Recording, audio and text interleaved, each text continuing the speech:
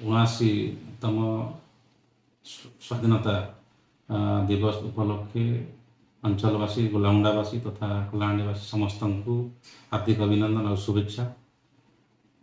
Odisha Bhaskar live तरफ माँ तुझे सलाम कार्यक्रम जरिया देश शहीद जवान मानकर परिवार सहायता उद्देश्य जो कार्यक्रम रखिंट बहुत सुंदर कार्यक्रम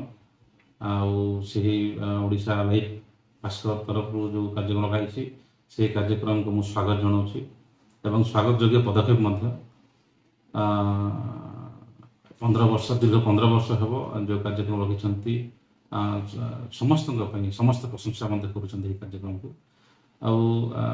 समस्त देश जो मैंने शहीद होती से एवं स्वाधीनता संग्रामी समस्त को मु कोटि कोटि नमन करुच्ची एवं आज तांकों आम बहुत खुशी अच्छू से माने आज सीमारे बहुत कठिन परिश्रम कर बलिदान रे आज आम देश से शांति रही पारिछि।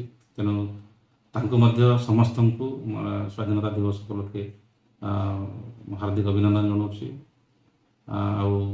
समस्त को जय हिंद जय भारत।